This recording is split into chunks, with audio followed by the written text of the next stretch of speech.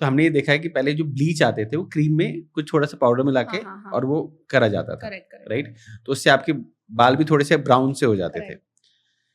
Same वो company भी वो कर रही है, वो उनका भी कुछ मिक्सचर हो रहा है और वो कर रहे हैं, बट उससे उनकी स्किन में इरिटेशन नहीं हो रहा है दूसरे की स्किन में, और लाइटर हो रहा है, और वो ये 100% ऑर्गेनिक है, नेचुरल है। नहीं, तो ब्लीचिंग ना बहुत टाइप की होती है। एक होता है हाइड्रोजन पेरोक्साइड ब्लीचिंग, ठीक है, और बहुत सारे अलग अलग केमिकल से ब्लीच होता है। तो वो सिर्फ एक milder version of bleach use कर रहे होंगे, मुझे नहीं पता ये कौन सी ब्रांड है और क्या प्रोडक्ट है, सो आई कांट कमेंट वो क्या यूज कर रहे हैं, बट ऑक्सीडाइजिंग एजेंट्स होते हैं। तो वो कौन सा ऑक्सीडाइजिंग एजेंट यूज कर रहे हैं, वो हाइड्रोजन पेरोक्साइड यूज कर रहे हैं, हाइड्रोजन पेरोक्साइड को मिलाकर किसी और फॉर्मेट में यूज कर रहे हैं, मुझे नहीं पता। But bleach is bleach, just by changing or reducing the concentration or changing the kind of chemical that's bleaching does not make it a safer option. Okay, वो ठीक है, उस ब्लीच से थोड़ा बेटर होगा, but bleach is bleach and it is very bad for your skin. You are burning your skin, आप अपने हाथों से अपनी स्किन को जला रहे हो। आप स्टार्टिंग से बोल रहे हो कि मॉइस्चराइजर मॉइस्चराइजर मॉइस्चराइजर, मैं कह रही हूँ डीप पोर क्लेंस, फेस वॉश, मॉइस्चराइज। ठीक, मार्केट में बहुत सारे मॉइस्चराइजर्स आते हैं। हाँ जी। सबसे पहले तो आप ये क्लियर करो कि एक्चुअली मॉइस्चराइजर की डेफिनेशन क्या है, क्या होता क्या है, एक चीज, राइट? दूसरी चीज, अलग अलग स्किन के अलग अलग मॉइस्चराइजर्स हैं। तो अकॉर्डिंग टू यू एक आइडियल मॉइस्चराइजर क्या है जो एक इंसान को यूज करना चाहिए? क्योंकि अभी आपने थोड़ी देर पहले भी बोला कि मॉइस्चराइजर लगाओ, हाँ। अपनी बॉडी को मॉइस्चराइज करो। हमने जो बचपन से देखा कि बहुत सबसे बेस्ट है नारियल का तेल, उसको लगा लो, वो सबसे बेस्ट मॉइस्चराइजर है, ठीक है, डिपेंड करता है पर्सन टू पर्सन, उसको नहीं लगाना है। तो आप मुझे एक्सप्लेन करो कि मॉइस्चराइज की डेफिनेशन क्या है और कौन सा आइडियल मॉइस्चराइजर है आपके हिसाब से? ओके, तो आइडियल मॉइस्चराइजर अगेन मैं नहीं बोलूंगी, मेरे पहले डेफिनेशन बता दो। डेफिनेशन मॉइस्चराइजर की बहुत सिंपल है। Moisturiser something that moisturise your skin, externally आपकी स्किन को हाइड्रेशन जैसा फील कराता है, वो हाइड्रेट नहीं करता है। ओके, एक्सटर्नली आपको कोई चीज हाइड्रेट नहीं कर सकती है, it's a lie again. It only calms your skin down temporarily, तब तक कि अंदर से आपकी स्किन के मैकेनिज्म्स किक इन हो जाए एंड आपको कंफर्टेबल फील कराएं। अगर हम टैनिंग की स्पेसिफिकली बात करें तो अगर हम फेस मॉइस्चराइजिंग की बात करते हैं या अदरवाइज जनरल बॉडी मॉइस्चराइजेशन, तो जो फेस का मॉइस्चराइजर है उसी को हम बॉडी के लिए भी यूज कर सकते हैं। बस उसको थोड़ा क्या होता है कि उसका थोड़ा सा फॉर्मेट चेंज करना पड़ता है, जिसकी वजह से कॉस्टिंग थोड़ी सी डिफरेंट आ जाती है। इसलिए फेस वाला जो है थोड़ा महंगा मिलता है, बॉडी वाला थोड़ा सा सस्ता हो जाता है। बट फॉर्मुलेशन सेम हो सकती है, थोड़ा सा वेरिएशन करना पड़ता है, उसकी वजह से थोड़ी सी कॉस्टिंग में डिफरेंस आती है।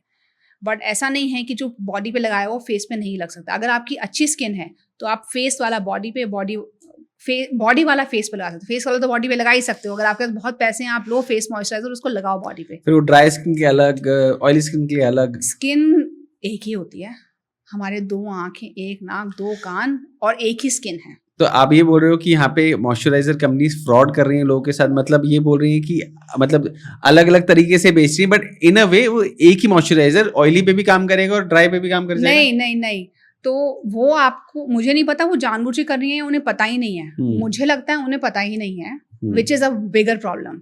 अगर उन्हें पता है और वो बेवकूफ बना रहे हैं तो चलो कम से कम हम ये बोल देंगे कि फ्रॉड कर रहे हैं। But if they don't know, it's a very big problem.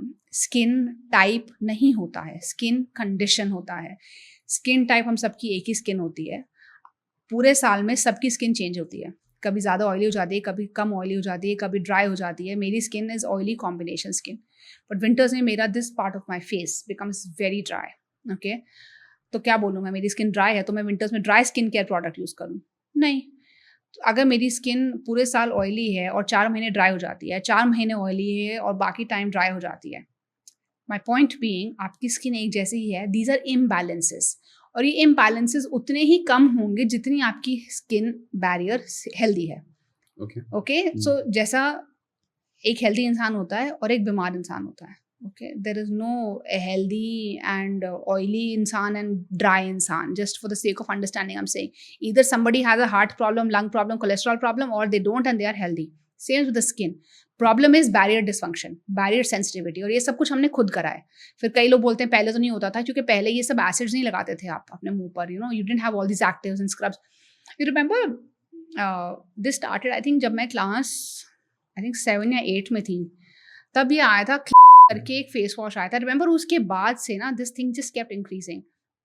पहले फेस वॉश आए, फिर स्क्रब्स आए, फिर उन्होंने कहा कि फेस वॉश यूज़ करो, फिर उन्होंने कहा स्क्रब्स यूज़ करो, फिर स्क्रब के बाद उन्होंने बोला स्क्रब के बाद ना पोर्स ओपन हो जाते हैं तो मास्क यूज़ करो, फिर ये वाला मास्क नहीं वो वाला मास्क, ये मास्क नहीं ऑयली स्किन के लिए, फिर उन्हें बोला नहीं अब स्क्रब और मास्क कुछ मत यूज़ करो बिकॉज मास्क जो है वो स्किन को ड्राई करता है, स्क्रब जो है वो स्किन के पोर्स को इट कॉजेज माइक्रो टियर्स, तो आप एक काम करो केमिकल एक्सफोलिएशन यूज़ करो। केमिकल एक्सफोलिएशन मतलब they are selling you enzymes to exfoliate your skin. Please use your brains, आप अपनी स्किन को क्यों एक्सफोलिएट कर रहे हो? ट्रैप बिछा के रखा उन्होंने। एग्जैक्टली, तो it is one product after the other. जब जैसे जैसे नया नया ट्रेंड आते रहते हैं उससे पहले आपको नया प्रॉब्लम समझाया जाता है, और वो प्रॉब्लम क्रिएट किसने करा था? इन्होंने ही तो करा था, तो बैरियर सेंसिटिव हो वो गया। अभी हमने उसकी बात करी थी ना डैंड्रफ वाली, वो यही तो हुआ। सेम डैंड्रफ एग्जिस्ट नहीं करता था, हाँ। आपने पहले एग्जिस्ट करवाया उसको, अब उसका सोल्यूशन निकाल के दिया। Right, so it's the same thing here also.